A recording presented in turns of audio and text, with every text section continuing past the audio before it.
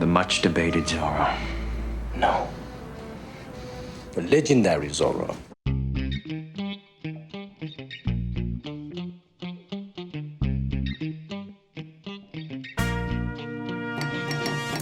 Antonio Banderas est un acteur espagnol qui a facilement conquis Hollywood. Un producteur, un réalisateur, un chanteur et un homme d'affaires. Il a une armée de fans qui l'aiment dans le monde entier, mais qui sont aussi charismatiques et énergétiques. Mix Show présente. Beaucoup sont curieux de savoir comment vit le célèbre acteur aujourd'hui. Antonio Banderas, son vrai nom, José Antonio Dominguez Bandera. Le nom complet de l'acteur est né le 10 août 1960 à Malaga, dans le sud de l'Espagne. Son père, José Dominguez Pietro, était un officier de la garde civile espagnole. Et sa mère, Ana Bandera Gallego, travaillait comme institutrice. L'acteur a également un frère cadet, Francisco Javier. Le jeune Antonio n'a pas manifesté d'intérêt particulier pour l'apprentissage. Il aimait le football et envisageait de devenir un athlète professionnel. Cependant, à cause d'une jambe cassée, il a dû renoncer à son rêve. À l'âge de 14 ans, Antonio et ses amis ont assisté à une production théâtrale de Hair. L'histoire des amoureux qui se déroule pendant la guerre du Vietnam et le mouvement hippie. Et ça a tellement frappé Antonio. Il décide alors de s'essayer au théâtre. Antonio commence à se former et devient membre du cercle théâtral de la ville. Il convient de noter qu'au début, l'acteur utilisait le pseudonyme Antonio Abascal. Par la suite, il a utilisé le nom de famille de sa mère comme pseudonyme en y ajoutant la lettre S. Antonio faisait preuve d'un grand zèle, mais peu de gens prenaient sa passion au sérieux. Lorsque le futur acteur a 16 ans, il entre à l'école d'art dramatique de Malaga et rejoint l'une des compagnies théâtrales de la ville. Après avoir obtenu son diplôme, Antonio se rend à Madrid pour se perfectionner en tant qu'acteur. Là-bas, il a travaillé comme serveur, chargeur et même modèle, jusqu'à ce qu'il soit intégré au Théâtre National. À la même époque, Antonio prend part au mouvement culturel La Movida Madrilène, qui signifie « mouvement madrilène », participe à des spectacles et des performances expérimentales. Banderas remarque l'un des plus brillants représentants de ce mouvement, Pedro Almodóvar, qui l'invite à jouer dans son film « Labyrinthe de la Passion ». Le jeune acteur a obtenu le rôle d'un radical islamique amoureux d'un prince musulman homosexuel. À propos, le premier cachet d'Antonio était d'environ 100 000 pesetas. La collaboration avec le réalisateur a donné un coup de fouet à la carrière de Banderas. Il commence à jouer dans un grand nombre de films espagnols. En 1985, il fait un nouveau film avec Almodóvar, le film Matador. Il y joue un jeune garçon simple qui assume la responsabilité des meurtres commis par son mentor. Le réalisateur lui-même ne considère pas ce film comme particulièrement réussi. Il était plus passionné par le travail sur le film La Loi du désir, dans lequel Banderas jouait l'un des rôles clés. La collaboration entre l'acteur et le réalisateur s'est poursuivie sur le tournage du film Femme au bord de la crise de nerfs. Par la suite, Antonio n'a pas seulement dirigé Almodóvar. Pendant cette période, un certain nombre de films sont sortis avec lui. Le jeune acteur charmant était chéri de l'attention féminine. En 1987, il a épousé une actrice espagnole, Ana Leza, qu'il a rencontrée dans un restaurant près du théâtre. Banderas est tombé amoureux comme un garçon et bientôt, le couple s'est marié. À propos, le témoin du mariage était Pedro Almodóvar lui-même. Bientôt, Ana abandonne sa propre carrière et se consacre volontiers à son conquérant de mari acteur, sélectionnant sa garde-robe, programmant les auditions, surveillant son régime. Malheureusement, la relation entre Antonio Banderas et Pedro Almodóvar s'est détériorée pendant 19 ans. La raison est le refus de l'acteur de participer au tournage de Kika. À cette époque, Banderas se tourne vers Hollywood. Son premier film américain est un drame musical, Mambo Kings, où il interprète l'un des rôles principaux. Pour ce film, souvent on s'est moqué de son prononciation parce que son anglais était pas terrible. Il a passé 6 mois de tournage en Amérique et est tombé amoureux du pays. Tout le succès de Banderas à la maison est resté à la maison. Antonio a dû à nouveau conquérir le public. Et bien que la cassette King's Mambo n'ait pas tout à fait répondu aux attentes des producteurs, mais le macho espagnol a bien marché quand même. En 1993, Antonio apparaît dans le mélodrame House of Spirit et le drame Philadelphia avec Tom Hanks et Denzel Washington. What's the matter with you tonight? Close the logbook. You just... Hein? Ce film est très apprécié par les critiques et le public. Et pour Banderas, c'est un ticket heureux pour Hollywood. En 1994, Banderas joue dans le mélodrame Amour et ténèbres et joue un rôle mineur dans le vampire Arman dans le film Entretien avec un vampire. Do you know how few vampires have the stamina for immortality? En 1995 a été une année très productive pour lui. Sur les écrans se succèdent des films avec sa participation. Aux côtés de Sylvester Stallone, il joue dans le thriller policier Assassin, apparaît dans la comédie Four Worms, joue dans le mélodrame Miami Rhapsody et le thriller Never Talk to Strangers. L'attention particulière d'écriture et du public est provoquée par Robert Rodriguez. I'm looking for a man who calls himself Burcho. That's all. But you had to do it the hard way. Et le film Desperado. Ce rôle est appelé l'un des meilleurs travaux de Banderas dans les années 90. Et le baiser entre Banderas et sa partenaire sur le plateau de Salma Hayek a été nommé pour le meilleur baiser sur MTV. D'ailleurs, toute l'équipe a couru au tournage de la scène du lit entre les personnages principaux. Mais à la fin, seuls le réalisateur et le superviseur du scénario sont restés. Il convient de noter que sur le plateau de tournage, Banderas s'est également révélé être un musicien. L'acteur jouait lui-même de la guitare dans toutes les scènes où cela a été requis de son personnage. Et voici un autre film, une comédie. Too Much n'a pas fait l'objet de critiques aussi élogieuses, mais c'était un acteur spécial. Il a rencontré Melanie Griffith. Ils étaient tous les deux dans une relation formelle. Melanie était mariée à Don Johnson, Antonio était encore marié à Anna. Mais bien que récemment leur relation se soit quelque peu refroidie, il tournait activement aux États-Unis. Et sa femme préférait vivre en Espagne de toute façon. Après avoir tourné ensemble, les acteurs se sont rencontrés de temps en temps et Banderas a réalisé qu'il était tombé amoureux. Il est apparu avec Mélanie lors d'une soirée mondaine. Quand Anna l'a appris, elle s'est envolée vers les États-Unis et a rencontré Antonio avec Mélanie. La relation n'a pas fonctionné. Une procédure de divorce a été engagée et Anna ne voulait pas accorder le divorce à son mari.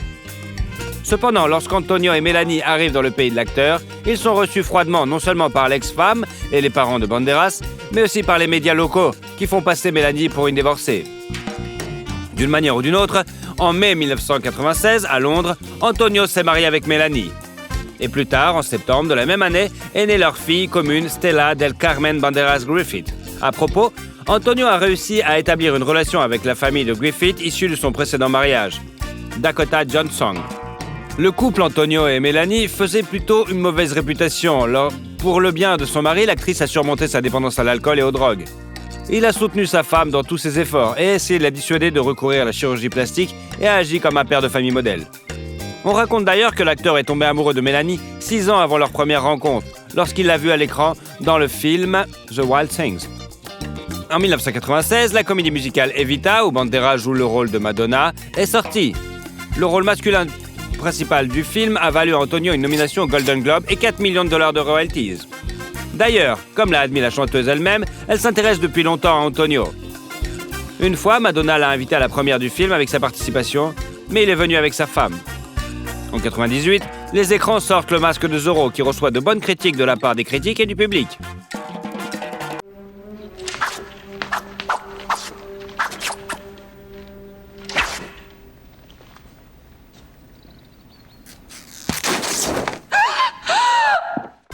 Pour jouer le rôle d'Alexandre Antonio, il a suivi 4 mois de formation dans l'équipe olympique espagnole d'escrime. Et selon l'entraîneur, est devenu un épéiste habile. Pour ce rôle, l'acteur a reçu le prix du public de l'Académie européenne du cinéma et a été nommé pour un Golden Globes. Antonio Banderas est devenu une star de première grandeur. Il tourne beaucoup et s'essaie également au métier de réalisateur. En 1999 sort son film La femme sans règles, où le rôle principal est joué par sa femme, Melanie Griffith. Le film n'a pas connu un succès particulier, mais a constitué une part importante de la carrière de l'acteur. La même année sort sur les écrans le thriller d'aventure Le 13e guerrier, où Antonio tient le rôle principal. You could have killed him at will. Yes? Why the deception? Deception is the point. Any fool can calculate strength. La même année, aux côtés de Woody Harrelson, l'acteur joue dans le drame sportif Played in the Born et apparaît également dans la comédie The White River Kid. Sa popularité est croissante, tout comme ses royalties. Pour sa participation au film The Body en 2000, Banderas reçoit quand même $12 millions. L'année suivante, Antonio devient le partenaire d'Angelina Jolie sur le tournage de Original Sin. Liar! Thief! Yes! Yes! Don't you see? Yes! Don't you see? Don't you see I cannot breathe without you? Le film sensuel ne fait que confirmer le titre d'acteur sex symbole. Et Jolie a même dû démentir les informations sur la romance avec le macho espagnol. En 2001 également, Banderas accepte l'invitation de Robert Rodriguez à participer au film d'action-comédie d'aventure Spy Kids, dont 2 autres volets sortiront plus tard. En 2002, Antonio travaille à nouveau avec Salma Hayek sur le tournage de Frida. Elle joue le premier rôle masculin dans le film franco-suisse Femme fatale. Une expérience moins réussie est celle de Ballistic, un film de la même année dont l'audience est plutôt faible. En 2003, sur les écrans sortent plusieurs films avec le macho espagnol. À la fin de l'été, la première de la suite de l'histoire, Il était une fois au Mexique, Desperado 2, et à l'automne vient le drame Imagine Argentine. À la télévision, Banderas interprète le rôle du révolutionnaire Pancho Villa dans le film HBO du même nom. Et d'ailleurs, il a été nommé aux Emmy Awards et aux Golden Globes pour ce rôle. En 2004, Antonio Banderas prête sa voix au chat dans le film d'animation Shrek 2. Le chat, beauté, charmant et colérique, est extrêmement populaire auprès du public et fait partie intégrante des films Shrek, suivant qu'il s'agisse de longs ou de courts-métrages. Le chat beauté sculpte la lettre P dans un arbre avec son épée, en référence à Zorro. Curieusement, 1 an après la sortie du dessin animé, Antonio réapparaît dans le rôle de Zorro dans La légende de Zorro. Look, I know what you're thinking, but Elena, listen. No, here's me, here is quitting. We're this far apart. Il est intéressant de noter que le sexy macho espagnol n'est pas seulement un grand acteur, mais aussi un musicien. Il interprète ses propres parties vocales dans les films, le cas échéant. Ainsi, la composition du film Desperado est devenue un succès populaire. Soy un hombre muy honrado que me gusta lo mejor. En 2005, une étoile a été dévoilée sur le Hollywood Walk of Fame en l'honneur d'Antonio Banderas. Cependant, l'essor est inévitablement suivi d'un déclin. Antonio apparaît de moins en moins souvent dans des films de catégorie A, et les années suivantes, il ralentit légèrement le rythme de ses apparitions sur les écrans. En 2006, il joue un rôle majeur dans le drame Take the Lead. L'année suivante, l'acteur partage l'affiche avec Jennifer Lopez dans le thriller policier Border Town et participe également à la comédie My Mom's New Boyfriend. En 2008, Banderas interprète le rôle de Ralph dans le thriller dramatique The Other Man et joue avec Morgan Freeman dans le thriller policier Ticket Thief. Don't even think about it. Think about what? Going anywhere near her. I'll rip your heart out. I mean it. It looks like it's your heart she's not so fond of. En 2009, l'acteur se fait opérer d'une opération bénigne au dos. Et l'année suivante, il joue dans plusieurs autres films. En 2011, un long dessin animé sur le chat beauté, interprété par la légende macho, est sorti, ainsi que le drame d'aventure Or Noir. La même année, La peau dans laquelle je vis a été présentée en première mondiale comme une réunion de la légendaire union créative d'Antonio Banderas et de Pedro Almodóvar. Ce thriller psychologique est un chef-d'œuvre qui a remporté de nombreux prix. En 2012, l'acteur a joué dans le film d'action Haywire et dans la comédie de science-fiction Ruby Sparks. En 2013, Banderas participe à nouveau à la voix off, cette fois pour le film d'animation Justin et les Chevaliers de la Vaillance. Il collabore également à nouveau avec Rodriguez sur le film Machete et avec Almodóvar dans la comédie I'm So Excited. En 2014, il a été révélé que la femme de l'acteur, Melanie Griffith, avait demandé le divorce. Elle a cité l'infidélité de son mari avec l'actrice Natalie Byrne. Comme raison, ils ont travaillé ensemble sur le tournage d'Unstoppable 3. Mais comme elle l'a admis, il n'y avait aucune raison pour de telles affirmations, si ce n'est la jalousie morbide de Mélanie. Le divorce a été aussi rapide et scandaleux. Les époux se partageaient activement les biens. Ils ont vendu un manoir à Los Angeles pour 16 millions et se sont partagés les bénéfices en comptant les revenus des projets réalisés pendant leur vie commune. Au final, Mélanie a obtenu la maison d'Aspen et le tableau de Picasso, l'artiste et son modèle, et Banderas a un dessin au crayon du même maître ainsi qu'un croquis au crayon de l'artiste Diego Rivera. En outre, l'acteur a accepté de verser à Griffith une pension alimentaire de $780 000 par an. Depuis son divorce, l'acteur s'est vu attribuer diverses relations, notamment avec Sharon Stone. Sa fiancée est désormais la financière néerlandaise Nicole Campbell, qui a mis de l'ordre dans la vie d'Antonio. Dans les années qui suivent, Antonio joue beaucoup la comédie. Il joue dans le thriller d'action Automata et le drame biographique The 33. Il apparaît également dans le mélodrame Night of Clubs, le drame espagnol Altamira, le thriller Black Butterfly et le film d'action Security. En 2015, Banderas s'intéresse à la mode et s'inscrit dans le célèbre collège britannique, Sepnal St. Martin's. De l'aveu même de l'acteur, devenir designer est un rêve de longue date pour lui. Et en 2016, il a collaboré avec la marque Select. L'acteur a agi en tant que designer de la ligne pour hommes. En 2016, Antonio Banderas est venu à Moscou pour participer à un projet de charité pour le mannequin Natalia Vodionova et pour montrer sa propre exposition de photos. Antonio a été nommé par un Emmy et un Golden Globe pour sa performance dans ce rôle. Peu avant le tournage de la série, l'acteur a eu une crise cardiaque. Tout allait bien, mais Antonio a sérieusement reconsidéré son mode de vie, abandonnant ses mauvaises habitudes, faisant plus souvent de l'exercice et prenant soin de sa santé. En 2018, Antonio joue dans le mélodrame Life Itself. L'année suivante, il apparaît dans le film Laundromat. Il collabore également à nouveau avec Pedro Almodóvar sur le tournage de Pain and Glory, où l'acteur joue le rôle principal. Cette œuvre a d'ailleurs valu à Banderas sa première nomination, tant attendue aux Oscars, ainsi que le Golden Globes. En 2020, l'acteur participe au tournage du film Dolittle. I never understood what Lily saw in you.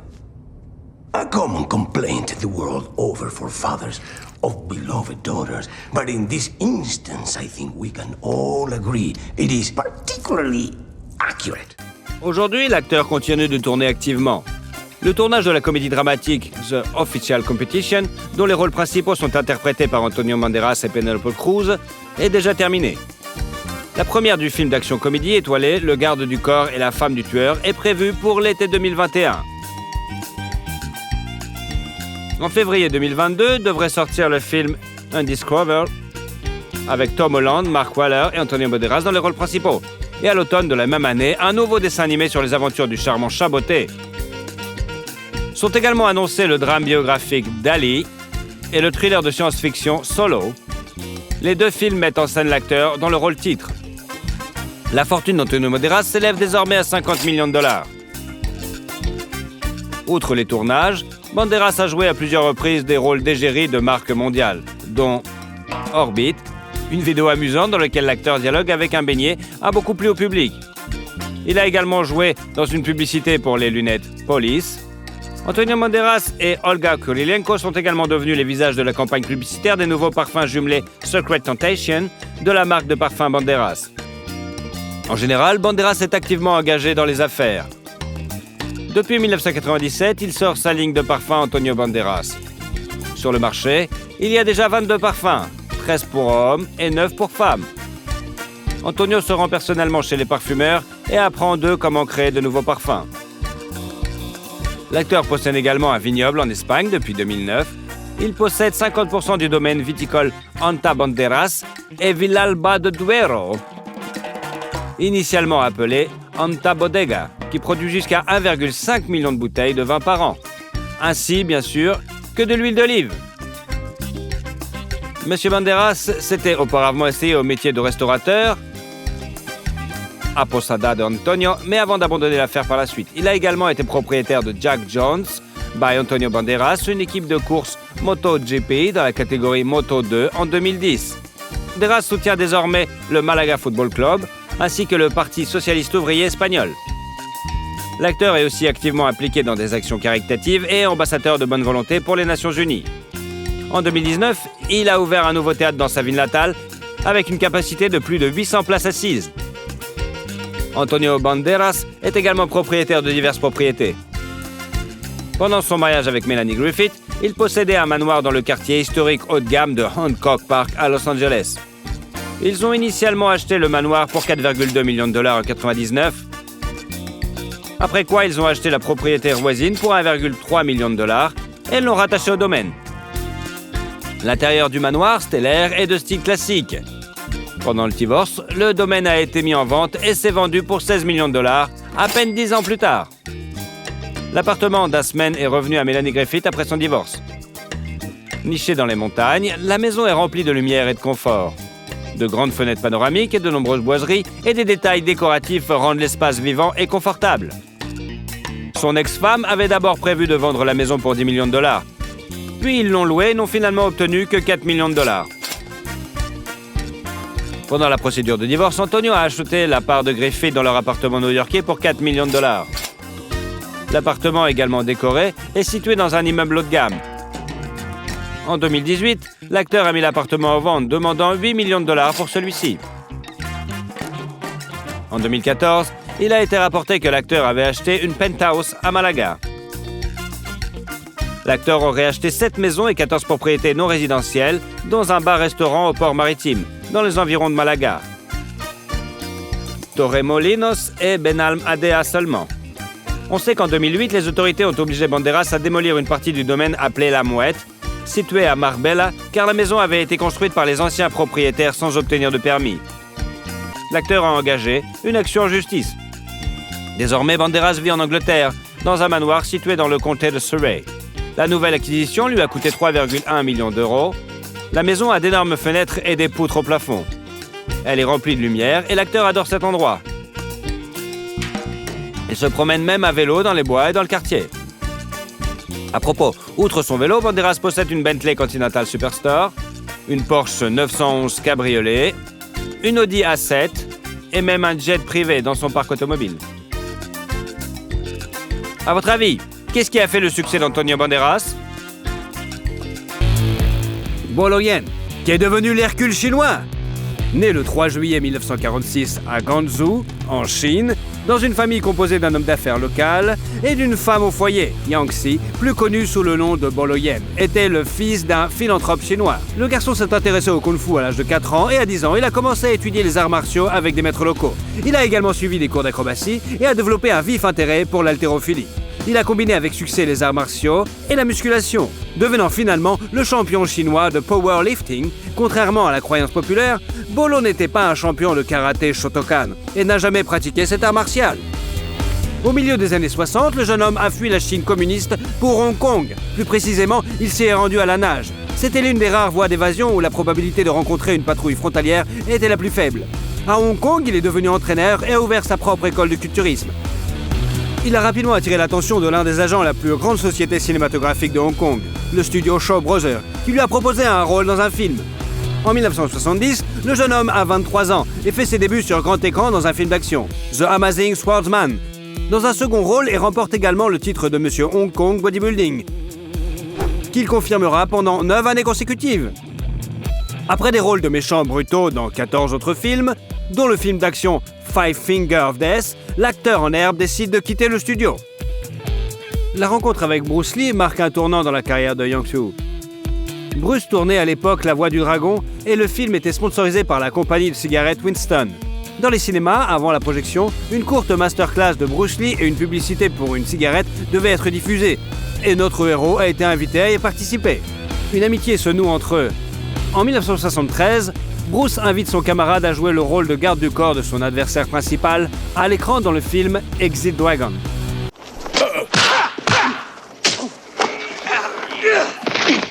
C'est dans ce film que Yang Xu incarne un personnage nommé Bolo, qui sera plus tard choisi comme nom de scène.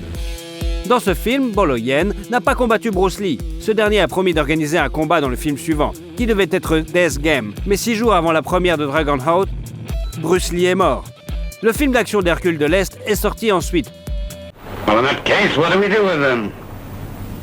We kill them. And dump them. Bien qu'il n'y joue pas, le surnom de Bolo, Hercule chinois, est fermement établi, tout comme un autre surnom, The Beast from the East, qui signifie la bête de l'Est. Travailler avec le légendaire Bruce Lee a permis à Bolo d'obtenir plus facilement des rôles au cinéma, mais la mort d'un ami lui a fermé la voie de l'industrie cinématographique américaine pendant de nombreuses années. Laissé sans soutien, il a continué à jouer des méchants dans des films d'action locaux comme Young Dragons en 1974 et le film en 2 parties Bruce et Kung Fu Monastery of Shaolin. On ne sait rien de la femme de l'acteur, mais le 3 juillet 1974, ils ont eu leur fils aîné David, qui a suivi les traces de son père. Dès l'enfance, il a étudié les arts martiaux et à l'âge de 14 ans, avec Bolo, il a fait sa première apparition dans un tournoi de bodybuilding. Il a également joué dans plusieurs films et est aujourd'hui entraîneur. Le couple a ensuite eu une fille, Deborah, qui s'est entraînée comme culturiste sous la direction de son frère aîné. Et un fils cadet, bien sûr, Danny, qui est également impliqué dans le sport et pratique le jiu-jitsu brésilien. En 1978, le film Bruce Lee Death Game est encore tourné avec l'aide de doublures et sort sur les écrans. Bolo Yen y apparaît également. L'acteur s'est également essayé au métier de réalisateur. La comédie d'action Sheriff Bolo et le film Kung Fu and Writing sont sortis en 1979. Parmi les œuvres ultérieures, citons le film d'action Ninja Strike Back, le film d'horreur Boxer's Curse, les films d'action comique Millionaire Express, Lucky Stars Mad Mission, Railways Officer Tuba et My Lucky Stars. Mais dans tous ces films, il joue des rôles mineurs. En 1986, Bolo a travaillé avec le fils de Bruce Lee, Brandon, sur le tournage de The Framing Man. I've been fighting in the streets for 10 years. No one's ever laid a hand on me. Il a non seulement joué l'antagonisme du personnage principal, mais a également entraîné Brandon au combat. Lan a réservé le gymnase pour 9h du matin, mais Lee ne s'est présenté qu'à midi et s'est entraîné à contre-cœur uniquement parce que les producteurs l'exigeaient. Parallèlement à son travail cinématographique de la fin des années 70 à la fin des années 80, Bolo Yen est devenu champion de Kempo de l'Asie du Sud-Est à plusieurs reprises et a continué à concourir avec succès dans les années 90. Il est également connu dans le monde entier pour avoir joué le rôle de Bolo Yen dans le film d'action Bloodsport en 88, où il incarnait un méchant important, Chong Li. Very good. But brick not hit back. Sur le tournage, il a rencontré le jeune acteur Jean-Claude Van Damme, qui était fan de Bolo depuis son plus jeune âge. Bien que les critiques aient émis des avis négatifs sur le film, le public l'a bien accueilli et la carrière de l'acteur de 42 ans a pris un second souffle.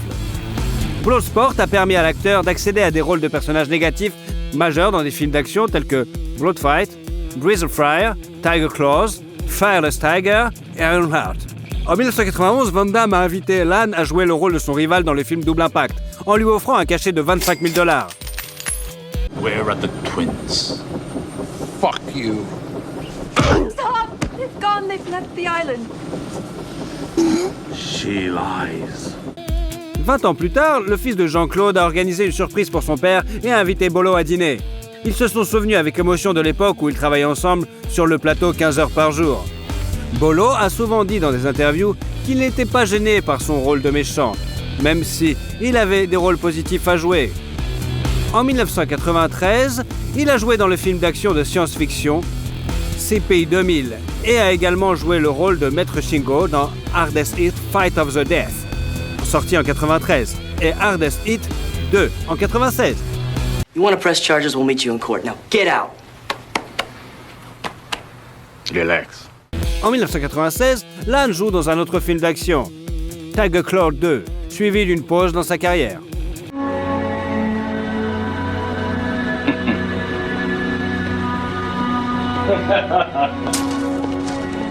En 2006, le moteur de recherche Yahoo a réalisé un sondage pour savoir qui, selon les utilisateurs, était le meilleur acteur de film de Kung Fu. Et Bolo Yen est arrivé en deuxième position, juste derrière Bruce Lee. En 2007, il a été invité à jouer dans le film Close Combat, coproduit par les États-Unis et le Kazakhstan. En raison de problèmes juridiques, le film n'est jamais sorti sur les grands écrans, se limitant à des projections dans plusieurs festivals jusqu'à ce qu'il soit mis en ligne plus de 4 ans plus tard.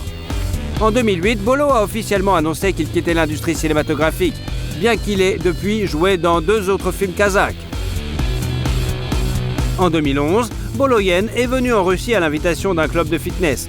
Il s'était déjà rendu à Moscou dans les années 90 et avait annoncé travailler sur une coproduction, mais le projet ne s'est jamais concrétisé. Par ailleurs, Bolo est apparu dans l'un des épisodes du projet documentaire Jean-Claude Van Damme, Behind Closed Door. Il convient de noter que Lan est également apparu dans plusieurs documentaires sur Bruce Lee. En 2016, l'acteur a joué un caméo dans The Diamond Quarter et l'année précédente, il est apparu dans le film d'action-aventure The World of Our Feet. Bolo est aujourd'hui président de l'organisation commerciale de fitness basée à Hong Kong et directeur de la Taipei International Bodybuilding Association. Il organise également des cours de maître, des réunions créatives et des séances d'autographes. Il commence chaque matin par une séance d'entraînement de 2 heures et ne fume pas et ne boit pas d'alcool, bien sûr. Bolo Yen, 74 ans, a une fortune estimée à 1,5 million de dollars et est principalement dans l'immobilier. Depuis 2018, l'acteur vit à Monterey Park, en Californie, dans une maison à 2 étages avec 5 chambres et 4 salles de bain. Au rez-de-chaussée, on trouve une salle à manger avec un élégant lustre et une grande cuisine ouverte avec un coin repas, faisant la transition avec un salon avec une cheminée, ainsi qu'une chambre. Il y a 3 autres chambres à coucher au premier étage et l'arrière-cour a un coin salon avec une pergola et une fontaine. Le garage peut accueillir 4 voitures.